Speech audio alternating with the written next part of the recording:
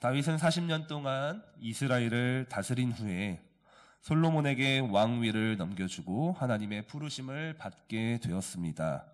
어제 살펴보지는 않았지만 오늘 본문의 바로 앞에 9절, 12절 말씀에서는 솔로몬이 그의 아버지 다윗의 왕위에 앉으니 그의 나라가 심히 견고하니라 라는 말씀이 있습니다. 지금 다윗에 이어 솔로몬이 통치하는 이스라엘의 상태를 말해주고 있는데 그의 나라가 심히 견고하다. 그 나라가 심히 견고해졌다라는 것은 결국 이 다윗의 요청대로 솔로몬이 결단하였고 하나님과의 바른 관계 속에서 이 나라를 통치하겠다 혹은 통치하고 있는 중이다라고 생각해 볼 수 있는 부분이라 할 수 있습니다. 그리고 나서 이제 오늘부터 3일 동안 살펴볼 내용들은 이제 솔로몬의 정치적인 작업들입니다. 그렇게 하나님과의 신앙적인 관계가 바로 선 상태에서 그러면 이제 정치적인 면으로 솔로몬이 어떠한 일을 해내고 있는가 살펴보게 되는데 그 시작은 오늘 본문에 기록된 아도니아의 처형에 대한 부분이라 할 수 있습니다. 아도니아는 핫깃의 아들로서 암논과 압살롬이 죽은 시점에 이제 다윗의 실질적인 장자의 명분을 가진 사람이었습니다. 그러나 하나님의 뜻과 솔로몬 주변의 사람들의 도움으로 인하여서 그 왕위는 아도니아가 아닌 솔로몬에게 넘어가게 되었던 것이죠. 그리고 나서 시간이 흘러 어느 날 이 아도니아는 솔로몬의 어머니인 밧세바를 찾아와 한 가지의 청을 전하게 됩니다. 16절을 보면 이제 내가 한 가지 소원을 당신에게 구하오니 거절하지 말아달라고 말하면서 17절에서는 이 솔로몬 왕에게 말씀하여 그가 수넴 여자 아비삭을 내게 주어 아내를 삼게 하소서. 왕이 당신의 청을 거절하지 아니하리다 라고 이 밧세바에게 요청을 하고 있습니다. 지금 이 아도니아는 아버지 다윗이 마지막으로 얻은 첩, 이 수넴 여자 아비삭을 욕심내고 있습니다. 선 왕의 첩을 취함으로써 자신의 아내를 삼게 해달라 지금 솔로몬의 어머니 밧세바에게 요청하고 있죠. 그렇다면 이러한 아도니아의 요청에는 어떠한 의도가 숨겨져 있을까요? 오늘 본문에서는 이 아도니아의 마음이 기록되고 있지는 않지만 적어도 그가 어떠한 마음을 가지고 있었는지는 알 수 있습니다. 15절 하반절을 보면 그가 밧세바에게 이렇게 말하죠. 당신도 아시는 바이거니와 이 왕위는 내 것이었다라는 거예요. 이게 지금 아도니아의 버릴 수 없는 욕심과 속마음이라는 것이죠. 본래 지금 내 아우 솔로몬이 앉아있는 그 자리는 내 것이었다라는 거예요. 그러나 하나님의 뜻이 솔로몬을 향하고 있으니 마치 자신은 양보한 것입니다 라는 식으로 지금 밧세바에게 자신의 마음을 전하고 있다라는 것이죠. 그러면서 선왕이자 아버지의 첩이었던 수넴 여자 아비삭을 나에게 주어 이 아내로 삼게 해달라라고 요청을 하고 있습니다. 이 사무엘하 16장 21절과 22절을 보면 어떠한 사건이 있냐 하면 압살롬이 다윗을 쫓아내고 이 다윗의 궁을 이제 정복하고 뭘 하냐? 다윗의 후궁들과 함께 옥상 위에서 동침하는 장면이 기록되고 있습니다. 당시에 아버지의 첩을 취한다. 이 아버지의 후궁들을 취한다라는 것은 자신의 권위도 아버지와 동등하다라는 것을 상징적으로 보여주는 행동이었습니다. 그래서 그 당시 압살롬이 그렇게 행동을 했던 것이죠. 지금 아도니아도 사실상 그와 맥을 같이 하고 있는 겁니다. 마치 하나님의 뜻을 말하고 있으면서도 정작 그 자리에 대한 미련과 욕심을 버리지 못하여서 마지막으로 머리를 쥐어짜는 것이 이것이라는 거죠. 아버지의 마지막 첩 아비삭을 내게 주소서라는 것이죠. 그래서 그 아비삭을 취함으로 다윗의 후계자는 사실 자신이었다라는 것을 이 이스라엘 온 백성에게 보여주고 싶었던 것입니다. 그러나 여러분, 이것은 아주 얄팍한 수죠. 굉장히 얄팍한 수입니다. 왜냐하면 지금 아도니아가 찾아간 사람은 누구냐? 밧세바예요. 밧세바는 소위 정치 구단입니다. 아주 고단수죠. 이 솔로몬을 왕위에 앉히는데 가장 결정적인 역할을 한 사람은 다름 아닌 이 밧세바 어머니였어요. 또한 이 밧세바는 자신의 아들을 그 이스라엘의 왕위에 앉히기 위해 얼마나 많은 노력과 심지어 이 목숨까지도 내놓지 않았겠습니까? 그러니 지금 자신 앞에 찾아와 요청이라고 하면서 이 얄팍한 수를 쓰고 있는 아도니아의 이 속마음을 과연 이 밧세바가 몰랐을까라고 생각을 해보면 저는 그렇지 않았다고 생각을 합니다. 꿰뚫고 있었고 분명히 알고 있었을 것이다. 그렇지만 오늘 본문을 쭉 읽어보면 그러한 밧세바의 속마음 역시도 나타나고 있지 않습니다. 오히려 이 본문이 어떻게 진행되냐? 마치 아도니아의 그 얄팍한 수에 속아서 순진무구하게 아들에게 달려가 그 요청을 그대로 쪼르르 하고 있는 그 밧세바의 모습처럼 보인다라는 것이죠.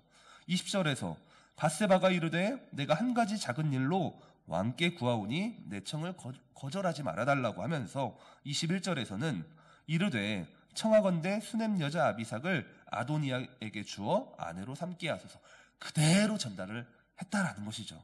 그러자 이 어머니의 청을 들은 솔로몬의 반응이 당연하죠. 화를 냅니다. 22절에서 솔로몬 왕이 그의 어머니에게 대답하여 이르되 어찌하여 아도니아를 위하여 이 아비삭을 구하냐고. 그는 나의 형이니 그를 위해서 왕권도 구하라.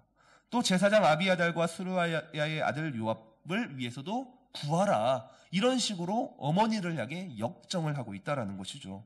어머니 그냥 차라리 내 형을 위해서 이 왕좌를 넘겨주라고 그냥 청하십시오. 그리고 우리의 대적인 이 아비아달과 이 요압을 위해서도 차라리 구하십시오. 어머니 지금 무슨 말을 하고 있는 겁니까? 불같이 화를 내죠.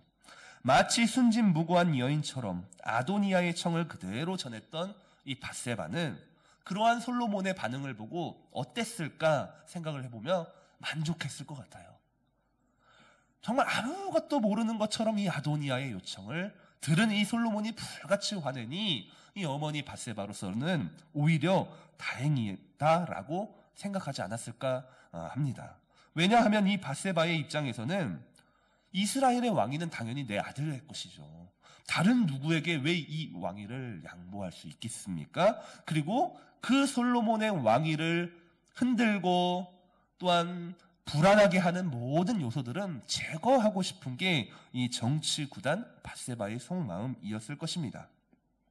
따라서 밧세바는 아마도 의도적으로 솔로몬에게 순진하게 아도니아의 청을 그대로 전하였고, 그 일은 솔로몬의 왕위가 이제는 정치적으로도 아주 굳건하게 세워지는 기회를 제공하게 된 셈이라는 것이죠. 그래서 오늘부터 시작하여 3일 동안 이 정치적인 작업이 기록되어지고 있다라는 것입니다. 그래서 솔로몬은 아도니아를 그대로 두어서는 안 된다는 생각에 하나님 앞에서 결심하고 그를 처형하게 됩니다. 24절에 그 내용이 나오죠. 솔로몬이 아도니아를 죽이는 명분은 뭐냐? 자신을 왕위에 오르시게 하신 여호와 하나님의 이름이었습니다.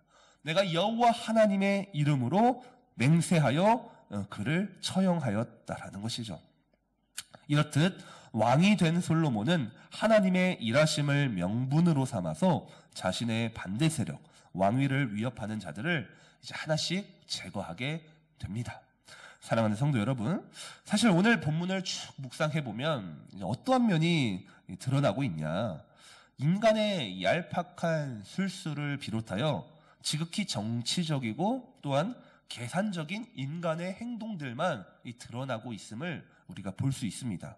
뭔가 굉장히 인간적인 선택과 언어와 행동의 연속이라는 것이죠.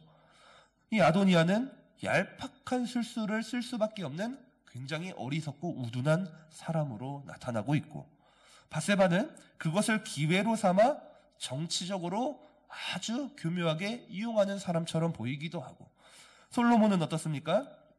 이제 그 일을 근거로 하나님의 이름을 명분 삼아서 정치적인 결단을 내리는 왕으로 보여지고 있습니다.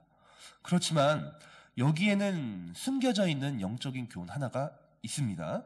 바로 하나님의 일하심을 인정하지 않는 사람은 아도니아와 같이 어리석고 우둔한 선택과 또한 그러한 결말을 맞이하게 된다라는 거예요. 여러분, 아도니아도 하나님의 뜻을 마치 인정하는 것처럼 말하던 사람이었어요. 하나님의 뜻을 내가 인정하니 내가 내 아우에게 이 왕위를 양보했어요 라는 식으로 말하는 사람이었지만 실상은 어떠합니까? 하나님의 일하심을 조금도 인정하지 않은 사람이었어요. 하나님의 살아계심은 믿었을까요? 하나님의 뜻은 구해보았을까요? 저는 그렇지 않았을 것 같아요. 여전히 정욕에 사로잡혀 내가 저 자리를 탐해야 되고 내가 저 자리를 쟁취해야 된다라는 아주 인간적인 생각에 사로잡힌 이 아도니아는 결국 자기보다 더 지혜로운 사람들 앞에서 무릎을 꿇고 죽어야만 했다라는 거예요. 굉장히 어리석고 우둔한 사람의 결말은 자기보다 더 지혜로운 사람들 앞에서 끝나야만 했다라는 것이죠. 그러니 이 아도니아와는 다르게 이 밧세바와 솔로몬은 이 상대적으로 굉장히 지혜로운 사람에 속한다고 볼 수 있습니다. 그들에게는 다윗의 뒤를 이어 이스라엘의 왕이 되어야 하는 명분, 실리, 그리고 잘 나라를 통치하기 위한 지혜를 부단히 끊임없이 찾았다라는 거예요. 그들이 왕 위에 오르고 끝났다라는 것이 아니라 그 자리를 지켜내기 위해 이 나라를 견고하게 세워 나아가기 위해 아마도 하나님 앞에서 지혜를 계속해서 구하던 사람들이 아니었을까 생각해 봅니다. 그런데 만일 이 지혜 구함이 하나님을 위한 것이 아니라 자기 자신, 그리고 내 영광, 이 세상을 위한 것이 된다면 아마도 그들의 삶은 아도니아와 같이 허무하게 끝나게 되겠지만, 만약에 정말로 우리가 오늘도 부단히 구하는 지혜를 하나님 나라를 위해서, 하나님의 영광을 위해서 사용할 수 있다면은 우리는 믿어야 돼요. 그러한 인생을 하나님이 귀하게 사용하실 것이다. 비록 솔로몬이 지혜를 구하고 이후에는 점점 변질되어 타락의 길을 걷는다 하더라도 적어도 지금 이 시점에서는 연소하고 약하고 그래서 하나님밖에 의지할 수밖에 없는 이 시점에서는 부단히 지혜를 구하면서 지혜롭게 이 나라를 통치하고 있음을 우리가 기억할 수 있다는 것이죠. 따라서 이 말씀을 묵상하면서 저와 여러분들도 오늘 우리가 구해야 할 것은 지혜라는 거예요. 그리스도인들은, 성도들은 이 세상에서 충분히 지혜롭게 살아야 합니다. 믿음 가지고 살아간다고, 복음, 오직 복음이라고 해서 우둔하고 어리석고 그렇게 살아가는 것이 아니라, 그러면 우리가 이 복음 가지고, 이 말씀 가지고 이 세상 가운데 어떻게 적용하며 어떻게 세상 사람들과 동행하며 살아갈 수 있을까? 그들에게도 복음을 전하고 이 복음의 빛을 어떻게 지혜롭게 잘 전달할 수 있을까? 부단히 은혜를 구해야 할 것입니다. 이 말씀을 기억하시면서 오늘도 하늘로부터 내려오는 지혜, 이 말씀이 주는 지혜를 부단히 구하는 저와 여러분의 삶이 되기를 예수님의 이름으로 간절히 축복합니다.